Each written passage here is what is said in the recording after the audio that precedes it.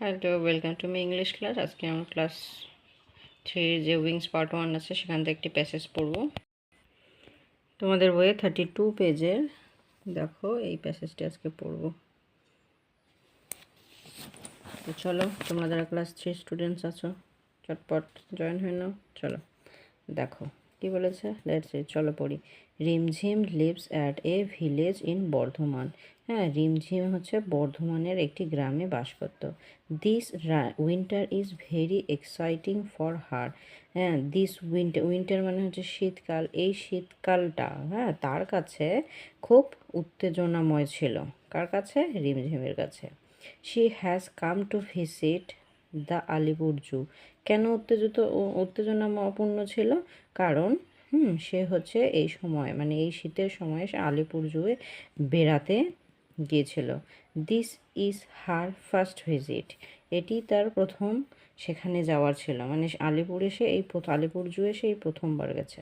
She has seen animals like cows, dogs, hens, ducks, cats and goats around. হ্যাঁ, সে কিন্তু দেখেছে, কি দেখেছে? সে যে গরু, ছাগল, মুরগি, হাঁস, বেড়াল, হ্যাঁ এসব কিন্তু সে তার চারপাশে সে সচরাচর দেখে এসছে। This is the first time she sees wild animals. কিন্তু এটি তার প্রথম দেখা হচ্ছে বন্য পশুদের প্রথম দেখা। বন্য পশু বলতে যে পশুরা বনে থাকে। তো সে তো কখনো বনে যায়নি, তো বনের পশু দেখেনি। সে শুধু দেখেছে বাড়ির আশেপাশে যেসব পশুরা আছে তাদের সাথে তার পরিচিতি আছে। হ্যাঁ, এবার সে যে ওই যে আলিপুর জুয়ে গেছে সেখানেই সে প্রথম হচ্ছে ওয়াইল্ড অ্যানিমাল দেখছে। ওয়াইল্ড অ্যানিমাল প্রথম সে বন্য পশু দেখছে।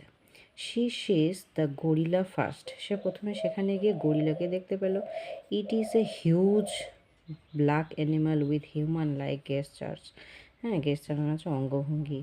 হ্যাঁ, it is a huge black. Huge মানে হচ্ছে বিশাল, ব্ল্যাক কালো। হ্যাঁ, সে যে গরিলা যে দেখলো সে গরিলা হচ্ছে বড় একটি পশু, মানুষের মতো অঙ্গভঙ্গি করে। She then meets a giraffe with a long neck and zebra with black and white stripes. White stripes. তারপরে সে প্রথমে গরিলা দেখলো, গরিলার পরে সে দেখলো জিরাফকে। হ্যাঁ, তার লম্বা নাক। তারপরে দেখলো জেব্রা। প্রথমে তাহলে সেখানে গিয়ে দেখলো গরিলাকে, গরিলার পরে দেখলো জিরাফকে, জিরাফের পরে দেখলো জেব্রাকে। তা জেব্রার কি যে white stripes, black and white stripe. জেব্রার গায়ে কি আছে? সাদা কালো দাগ আছে, ডোরা কাটা। এবার বলছে Rimjhim meets snake in glass houses. হ্যাঁ, কাচের ঘরের মধ্যে একটা সাপ এবার দেখলো। হ্যাঁ, রিমঝিম এবার কাচের ঘরের মধ্যে সাপ দেখলো। She sees a huge king cobra.